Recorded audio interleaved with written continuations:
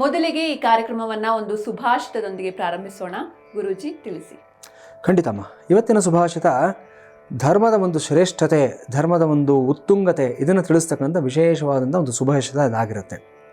ಇದು ಈ ಪ್ರಕಾರವಾಗಿ ಇದೆ. ಆಹಾರ ನಿದ್ರಾ ಭಯಮೈಥುನಂಚ ಸಾಮಾನ್ಯಮೇತತ್ ಪಶುಭಿರ್ನರಾಣಾಂ ಧರ್ಮೋ ಹಿ ಏಕೋಪ್ಯಧಿಕೋ ವಿಶೇಷಃ ಧರ್ಮೇಣ ಹೀನಃ ಪಶುಭಿಸ್ ಸಮಾನಃ. ಬೇರೆ ಪ್ರಾಣಿ ಪಕ್ಷಿಗಳಿಗೂ ಮತ್ತು ಮನುಷ್ಯನಿಗೂ ಇರತಕ್ಕಂತಹ ಸಾಮ್ಯ ಮತ್ತು ಪ್ರಭೇದಗಳು, ಅಂದರೆ ಸಿಮಿಲಾರಿಟೀಸ್ ಆ್ಯಂಡ್ ಡಿಫರೆನ್ಸಸ್ ಏನು ಅನ್ನೋದನ್ನು ಈ ಸುಭಾಷಿತ ನಮಗೆ ತಿಳಿಸ್ಕೊಡ್ತಾ ಇದೆ.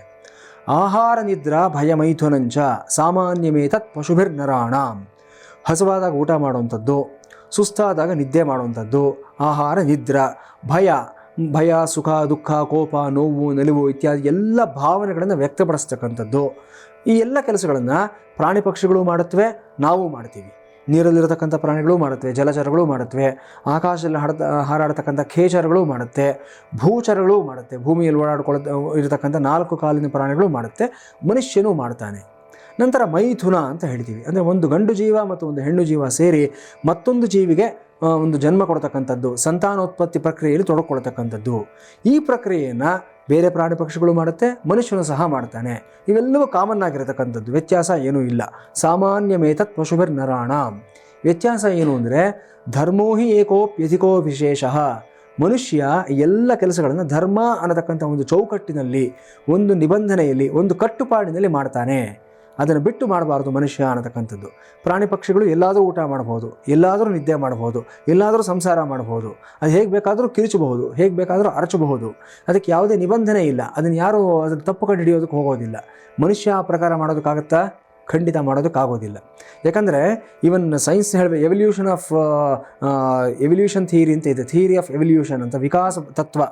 ಅದರಲ್ಲೂ ಸಹ ಇದನ್ನೇ ಹೇಳ್ತಾರೆ, ಎಲ್ಲ ಜೀವಿಗಳಲ್ಲಿ ಅತ್ಯಂತ ಉತ್ತುಂಗ ಸ್ಥಾನಕ್ಕೆ ಬೌದ್ಧಿಕವಾಗಿ ಅತ್ಯಂತ ವಿಕಸಿತವಾಗಿರತಕ್ಕಂಥ ಜೀವ ಯಾವುದು ಅಂದರೆ ಮನುಷ್ಯ ಅಂತ ಹೇಳ್ತಾರೆ. ಹೋಮೋಸ್ಯಾಪಿಯನ್ಸ್ ಅಂತ ಹೇಳ್ತಾರೆ. ಇದರಲ್ಲಿ ವಿಜ್ಞಾನದ ಒಂದು ವರ್ಗೀಕರಣದಲ್ಲಿ ಯಾಕೆ ಮನುಷ್ಯನಿಗೆ ಇಷ್ಟೆಲ್ಲ ಒಂದು ವೈಶಿಷ್ಟ್ಯವನ್ನು ಕೊಟ್ಟಿದ್ದಾರೆ ಅಂತಂದರೆ, ಅವನಿಗೆ ಸರಿ ತಪ್ಪು ವಿವೇಕ ವಿಚಕ್ಷಣೆ ಈ ಅರಿವಿರುತ್ತೆ. ಅವನಿಗೆ ಏನು ಮಾಡಬೇಕು, ಏನು ಮಾಡಬಾರ್ದು, ಹೇಗೆ ಬದುಕಬೇಕು, ಹೇಗೆ ಬದುಕಬಾರ್ದು ಅನ್ನತಕ್ಕಂಥ ಪ್ರಜ್ಞೆ ಅವನಿಗಿದೆ. ಶಿಲಾಯುಗದ ಕಾಲದಿಂದ ಇವತ್ತಿನ ಆಧುನಿಕ ತಂತ್ರಜ್ಞಾನದ ಯುಗದವರೆಗೂ ಸಹ ಮನುಷ್ಯ ಬೆಳಕೊಂಡು ಬಂದಿದ್ದಾನೆ. ಇಷ್ಟೆಲ್ಲ ಬದಲಾವಣೆಗಳನ್ನು ಮಾಡಿಕೊಂಡಿದ್ದಾನೆ. ಇದನ್ನು ನೋಡಿದಾಗ ಬೇರೆ ಪ್ರಾಣಿ ಪಕ್ಷಿಗಳು ಎಲ್ಲಿವೆ? ಅದೇ ಪ್ರಕಾರವಾಗೇ ಇದೆ. 1000 ವರ್ಷದ ಕೆಳಗಡೆ ಹುಲಿ ಹೇಗಿತ್ತು, ಇವತ್ತೂ ಹಾಗೇ ಇದೆ. 2000 ವರ್ಷದ ಕೆಳಗಡೆ ಜಿರಳೆ ಹೇಗಿತ್ತು, ಇವತ್ತೂ ಹಾಗೇ ಇದೆ. ಮನುಷ್ಯ ಆಗಿದಾನ? ಇಲ್ಲ. ವಿಕಾಸ ಆಗಿದೆ ಇವನಲ್ಲಿ. ಎವಲ್ಯೂಷನ್ ಅನ್ನೋದು ನಿರಂತರವಾಗಿ ಆಗ್ತಾ ಇರುತ್ತೆ. ಹಾಗಾಗಿ ಮನುಷ್ಯ ಹೇಗಂದರೆ ಹಾಗೆ ಬದುಕೋದಕ್ಕಾಗೋದಿಲ್ಲ. ಅವನಿಗೆ ಒಂದು ಚೌಕಟ್ಟು ಅನ್ನೋದಿರುತ್ತೆ. ಇದನ್ನು ಸಮಾಜದ ಕಟ್ಟುಪಾಡುಗಳು ಅಂತ ಹೇಳ್ತೀವಿ, ಅಥವಾ ಕಾನೂನಿನ ಕಟ್ಟುಪಾಡುಗಳು ಅಂತ ಹೇಳ್ತೀವಿ. ಅದೆಲ್ಲವನ್ನು ಮೀರಿರತಕ್ಕಂಥದ್ದು ಧರ್ಮದ ಕಟ್ಟುಪಾಡುಗಳಾಗಿರುತ್ತೆ. ಈ ಧರ್ಮ ಅನ್ನತಕ್ಕಂಥ ಚೌಕಟ್ಟಿನಲ್ಲಿ ಮನುಷ್ಯ ಜೀವನ ಮಾಡಿದ್ದಾದಲ್ಲಿ ಅವನು ಮನುಷ್ಯ ಅಂತ ಅನ್ನಿಸ್ಕೊಳ್ತಾನೆ. ಇದನ್ನು ಬಿಟ್ಟು ಜೀವನ ಮಾಡಿದ್ದಾದಲ್ಲಿ ಧರ್ಮೇಣ ಹೀನಃ ಪಶುಭಿಸ್ ಸಮಾನಃ. ಅವನು ಪಶುಗೆ ಸಮಾನವಾಗಿ ಇರ್ತಾನೆ. ವ್ಯತ್ಯಾಸ ಏನೂ ಇರೋದಿಲ್ಲ. ಮನುಷ್ಯ ಜನ್ಮ ವ್ಯರ್ಥವಾಗಿ ಹೋಗುತ್ತೆ ಅಂತ ಹೇಳ್ತಕ್ಕಂಥದ್ದು ಈ ಸುಭಾಷಿತದ ಸಾರಾಂಶ ಆಗಿರುತ್ತೆ. ಸೊ ಇದರ ಒಟ್ಟಾರೆ ಒಂದು ವಿಚಾರ ಏನು ಅಂತಂದರೆ, ನಾವು ಧಾರ್ಮಿಕವಾಗಿ ಜೀವನ ನಡೆಸಬೇಕು. ಧರ್ಮ ಅನ್ನೋ ಒಂದು ಪದಕ್ಕೆ ತುಂಬ ಆಳವಾದ ವಿಸ್ತಾರವಾದ ಒಂದು ವ್ಯಾಪ್ತಿ, ಅರ್ಥ ಎಲ್ಲವೂ ಸಹ ಇದೆ. ಅದನ್ನು ಹೇಳಬೇಕು ಅಂದರೆ ಅದಕ್ಕೆ ಒಂದು ಸಪರೇಟ್ ಎಪಿಸೋಡ್ ತೊಗೋಬೇಕಾಗತ್ತೆ. ಬಟ್ ಈ ಕ್ಷಣಕ್ಕೆ ನಮ್ಮ ವೀಕ್ಷಕರಿಗೆ ಅರ್ಥ ಆಗಿದೆ ಅಂತ ನಾನು ಭಾವಿಸ್ತಾ ಇದ್ದೀನಿ. ಹಾಗಾಗಿ ಧಾರ್ಮಿಕ ಜೀವನವನ್ನು ನಡೆಸ್ತಕ್ಕಂಥ ವ್ಯಕ್ತಿಗಳು ತಾವೆಲ್ಲರೂ ಆಗಲಿ ಅಂತ ನಮ್ಮ ಆಶಯ ಆಗಿರುತ್ತೆ.